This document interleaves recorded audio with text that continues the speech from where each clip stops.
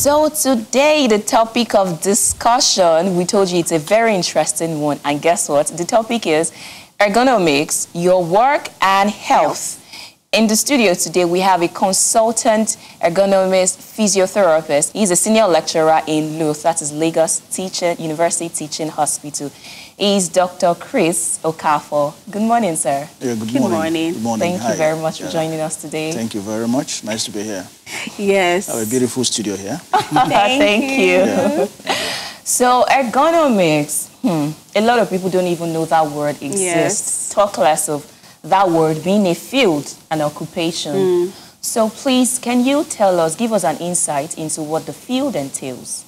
Yeah, simply just put into layman, it's just occupational health. You know, talking about your health as relates to your work.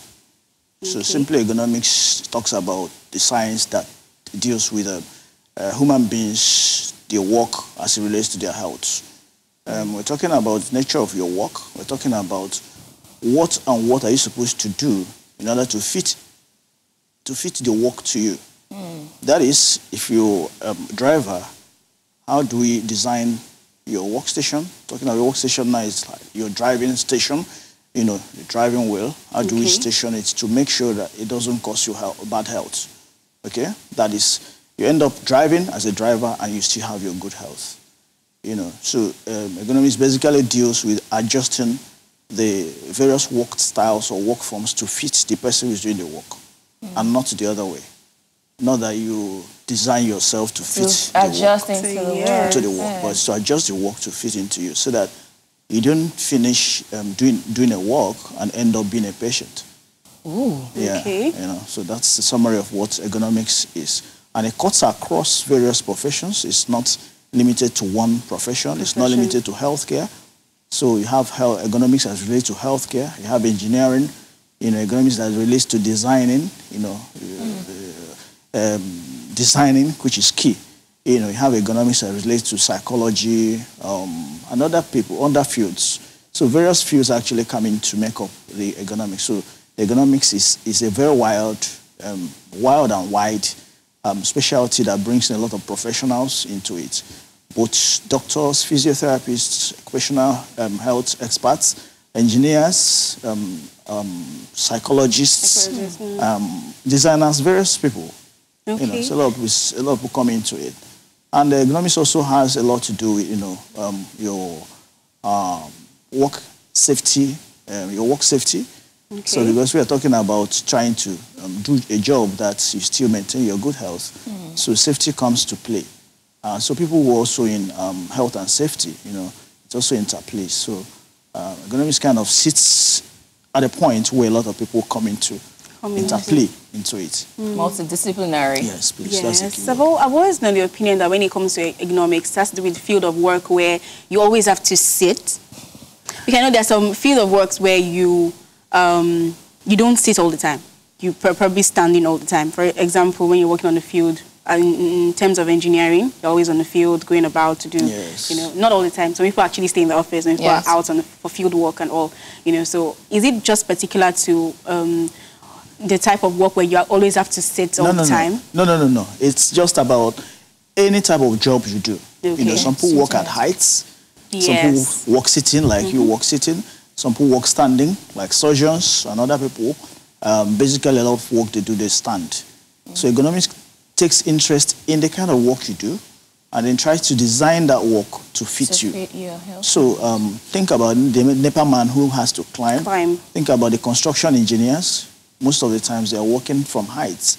You know, designing harnesses, things that will at least protect them when you are at heights. So that assuming they should be falling down, should you just fall down or something holds you?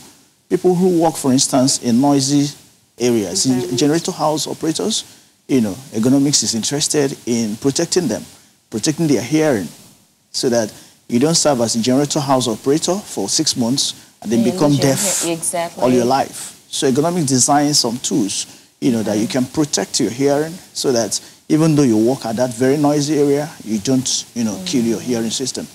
So both standing, both sitting, even lying. If you have the job is in lying, you know, people that their job is in lying, they lie most of the times. Ergonomics takes care of that because it's also interested in the kind of foam, what nature of foam that you sleep on, what nature of floor that you sleep on. So many things. So that's the sleeping postures also. Posturing, taking care of your, your anatomical design, take care of your spine. Whatever that has to do with your health, that has to do with your posture. Because if you do a walk using or adopting the wrong posturing, you end up probably retiring out of the work before your retirement age. You see a lot of people who walk about with funny postures. Sometimes you attribute it to the nature of work they've done. Over the time. So, and these things gradually develop. You might be doing the job, you might be doing the wrong posturing, either in sitting or in lying or in standing, and you think it just manifests overnight. No, it doesn't. It's cumulative. So it takes a long time over the years and then gradually builds up. So take, for instance, somebody who works with the computer system, which I can tell you most of us do, especially the younger generations. How do you work on your computer system? You have to sit down. A lot of people work lying down, and you can imagine the posturing, lying down on a foam that maybe is even sagging. And then you suck into it, and then the neck is like that because you have to reach the computer like that. Then talk about use of phones, the Android phones of these days. You guys are carrying on your phones. Because you're in the studio, maybe that's why you're even holding it like that. Even at this height, if you have to read it like this, you look at the angulation of your neck to your phone. Can you imagine that, doing that for a few hours of the day and doing that for some hours of the week and months and years? Naturally, your neck will complain. Besides your neck, even the angulation, your wrist, your elbow joints, the way you hold it will all complain. So there are standards, ergonomic standards on how you can position some of these things. So these days, students are, use Android phones. It's been found out that it has a lot of negative effects on them. But because they're still very young, the effects might not manifest now. But over time, think about a few years or much later in their lives, gradually it accumulates, and the person begins to present with so many deformities, so many problems, which we can describe as cumulative disorders, So gradually the onset comes, and before you know it, some might even get to the point of, causing deformity, maybe of the spine, of the neck, and the person at older age is having some funny posturing. I see wondering. So when the person presents in your clinic and you assess, so you take the history, you find out that it's been doing one thing over the time, that may have contributed to that. So if I'm to infer from your explanation, definitely ergonomics has to do with tailoring your job, or rather your health, your job, and harmonizing it with your health, ensuring that you still have increased optimum. And productivity. I was just going to say that, optimum productivity. So basically it's saying, irrespective of what you're doing, we don't want to at least make your productivity drop. And then we want to increase it. Now let us talk about repetitive strain injuries, because you just mentioned it. We're staring, we're looking, we're typing, a lot of things that happen. So first we need to get a definition of it for someone who probably doesn't have an idea of what it is. Yeah, repetitive injuries, like, my previous explanation, I was trying to say that these things are cumulative. Cumulative as a result of repetitions. They're not things you do once or twice and it just comes. You do it over time. Your job is, like I said before, a driver doesn't just drive one day and begins to have neck pain or back pain. Because that's his occupation, we see, especially in professional drivers, when we say professional drivers, people who earn out of driving. They earn their living on driving. So professional drivers, that is about what they do every day of their lives. They are driving. Besides saying all of us are drivers, anybody who drives a driver. But professional drivers are people who earn their living.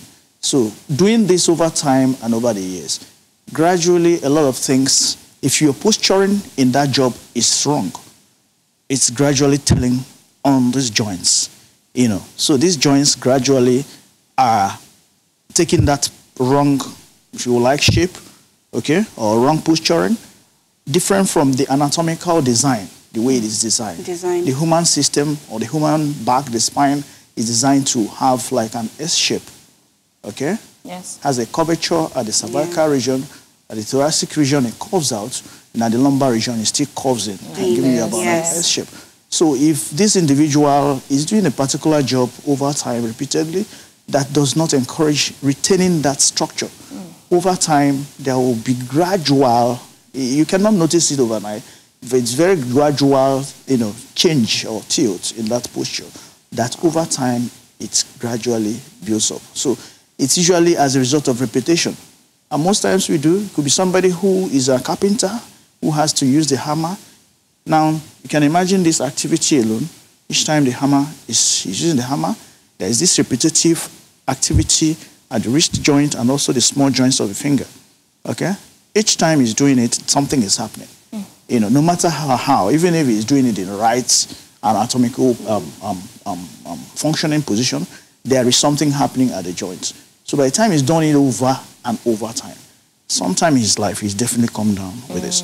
Now, the person who operates a computer, for instance, whether I'm not talking about whether he's posturing well, whether the height of the computer or laptop is ideal, or whether the screen of the laptop is ideal to the eyes, because there is a standard dimension, the level of the keyboard, the heights, where your eyes are supposed to hit. There's standard dimensions. I'm not talking of that now, but I'm talking of somebody who uses his fingers or her fingers to work on a computer. Now, you can imagine that each time you are doing that like a typist, the fingers are all working, they are bending, they are stretching. There is cumulative injury that may result over time. So these are activities, of work. They are part of work. And the more the individual does that, there is likeliness that over time, especially when it's not broken. So in ergonomics, it is encouraged that in as much as you have to do something that you have to do. Yes. Because you can't run away because you are afraid of injuries coming. Unavoidable. But there are some things you can do to help minimize or reduce it. So like your question about repetitive injuries, if you can break repetition, you might be helping to reduce it. Not that you stop it entirely. Repetition. Keep doing. If you keep doing, if it's a job of 8 hours and you do it for 2 hours and break. Maybe break for 30 minutes to come again. Or, well, again, I wouldn't want to go into too much details of ergonomics and occupational health, how to manage disorders. But there's what we call management control, where, for instance, the management has to come in. What management can do is to probably allow somebody who types, instead of typing for 8 hours of the day, probably type for 4 hours and take a shift. What if the job requires, like, you have to always be typing? Then you can run away from occupational injuries. But trying to mitigate or minimize or reduce it, there are some management control. You can have engineering control, you can have management control. So if you can management administratively, they can say just type for 4 hours and let somebody else do for another 4 hours. Or they can say after 4 hours, they move you from typing to go to do another shift in another type of job. Job designation, maybe your job now is to stand and open doors. Different from this. So you see that it goes a long way to reduce that repetition. We need to talk more on postures and the right way, especially when it comes to sitting. Yes. Because I've heard so many ways, how you should sit, how you should place your back, how you should... And we all are suffering from it, actually. Exactly. But we need to go on a break. And when we come back, we'll talk more on ergonomics, your work, and health. You can join us tomorrow for another exciting episode of Tea or Coffee.